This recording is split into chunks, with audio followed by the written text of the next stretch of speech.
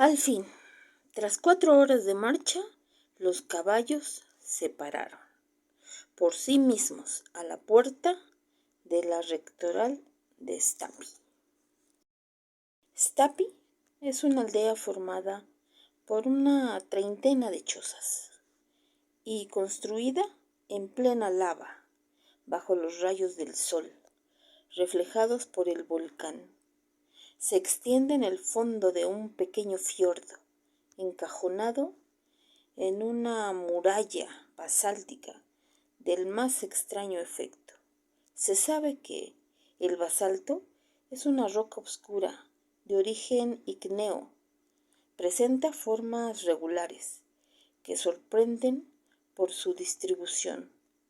Aquí la naturaleza ha procedido geométricamente y trabajado de forma humana, como si hubiera manejado la escuadra, el compás y la plomada.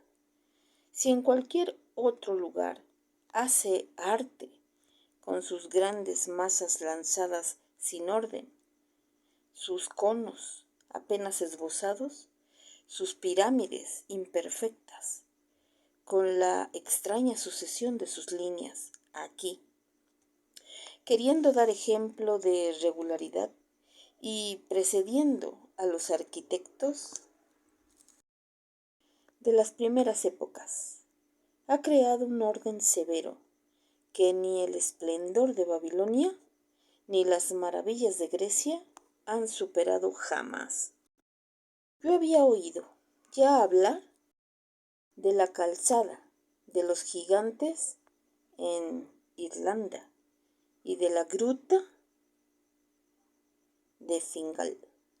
Es una de las Hebridas, pero el espectáculo de una construcción basáltica no se había ofrecido aún ante mis ojos. Ahora bien, en Stapi este fenómeno aparecía en todo su esplendor. La muralla del fiordo, como toda costa de la península, se componía de una sucesión de columnas verticales de 30 pies de altura.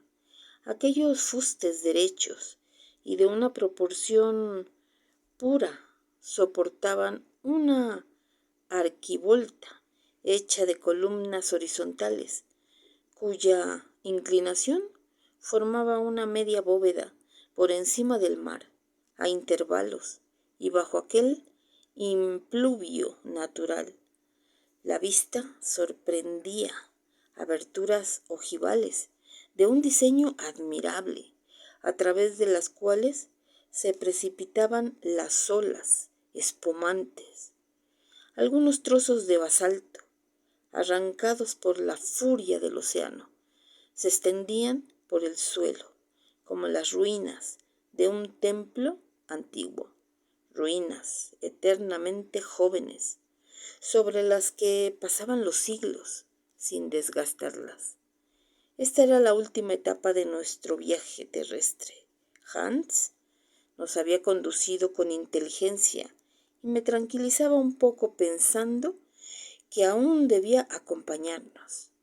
Al llegar a la puerta de la casa del rector, una sencilla cabaña baja, ni más bonita ni más confortable que sus vecinas, vi a un hombre errando, un caballo, martillo en mano y con un mandil de cuero a la cintura. Le dije al cazador: «Good deck», respondió el herrero en perfecto danés. Dijo Hans, volviéndose hacia mi tío: «El rector», repitió este último. Parece, Axel, que este buen hombre es el rector. Durante este tiempo, el guía ponía al corriente de la situación a suspendiendo su trabajo, lanzó una especie de grito, sin duda de uso corriente, entre caballos y tratantes, e inmediatamente una mujer, que parecía una arpía, salió de la cabaña. Si no medía 6 pies, le faltaba muy poco. Temí que viniera a ofrecer a los viajeros el beso islandés, pero esto no ocurrió, e incluso nos introdujo no de muy buena gana en su casa. La habitación de los forasteros me pareció ser la peor de la rectoría. Estrecha, sucia e infecta. Tuvimos que contentarnos con ella. El rector no parecía practicar la antigua hospitalidad, nada más lejos de ello. Antes del final del día me di cuenta de que habíamos de vérnosla con un herrero, un pescador, un cazador, un carpintero, con todo, menos con un ministro del Señor. Bien, es verdad. Estábamos entre semana. Tal vez se desquitase los domingos. No quiero hablar mal de estos pobres sacerdotes que, después de todo, son muy míseros. Reciben del gobierno danés un trato ridículo y perciben el cuarto del diezmo de su parroquia, lo que no llega a la suma de 60 marcos. De ahí la necesidad de trabajar para vivir, pero pescando, cazando, errando caballos, se acaba por adquirir las maneras, el tono y las costumbres de los cazadores, los pescadores y otras gentes un poco rudas. Aquella misma noche pude darme cuenta de que nuestro anfitrión no contaba entre sus virtudes con la de la sobriedad. Mi tío comprendió enseguida con qué clase de hombre tenía que habérselas. En lugar de un sabio bueno y digno, se encontraba ante un campesino torpe y grosero. Por tanto, tomó la resolución de comenzar lo antes posible su expedición y dejar aquella casa poco hospitalaria. No tenía en cuenta el cansancio y resolvió ir a pasar algunos días en la montaña. Así pues, al día siguiente de nuestra llegada a Stapi, hicimos los preparativos de nuestra partida. Hans alquiló los servicios de 3 islandeses para reemplazar a los caballos en el transporte de los equipajes, pero una vez llegado al fondo del cráter, los nativos debían volver sobre sus pasos y abandonarnos a nosotros mismos. Este punto fue perfectamente determinado. Llegado este momento, mi tío tuvo que decir al cazador que su intención era la de llevar a cabo el reconocimiento del volcán hasta sus últimos límites. Se contentó con inclinar la cabeza, ir aquí o allá. En las entrañas de su isla o recorrerla. No veía ninguna diferencia. En cuanto a mí, distraído hasta entonces por los incidentes del viaje, había olvidado un poco el porvenir, pero ahora sentía que la emoción volvía a ser presa en mí con más fuerza. ¿Qué hacer?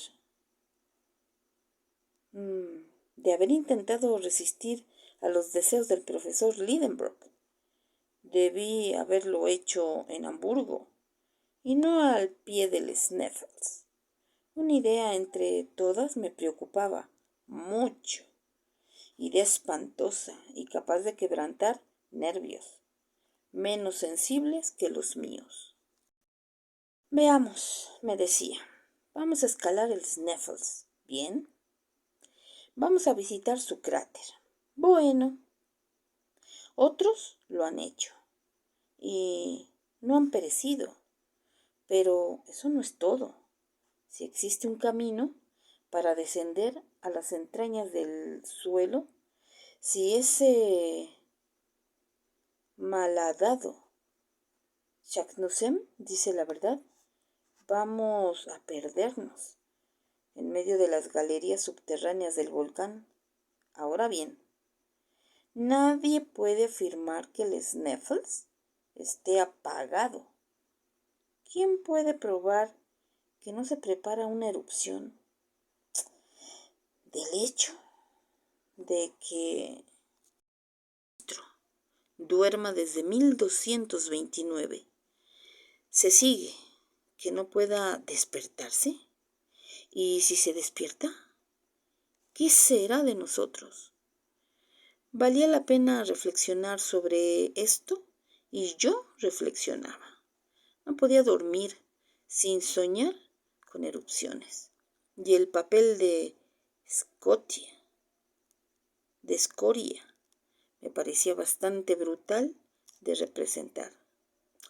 Al fin no aguanté más. Decidí someter el caso a mi tío, lo más hábilmente posible, bajo la forma de una hipótesis perfectamente irrealizable. Fui a su encuentro. Le hice partícipe de mis temores y retrocedí para dejarle estallar a sus anchas. Ya he pensado en ello, respondió simplemente. ¿Qué significaban estas palabras? ¿Iba por fin a escuchar la voz de la razón? Pensaba en suspender sus proyectos. Era demasiado hermoso para ser posible. Tras unos instantes de silencio, durante los cuales no me atreví a interrogarlo, continuó. Ya he pensado en ello desde nuestra llegada a Stapi.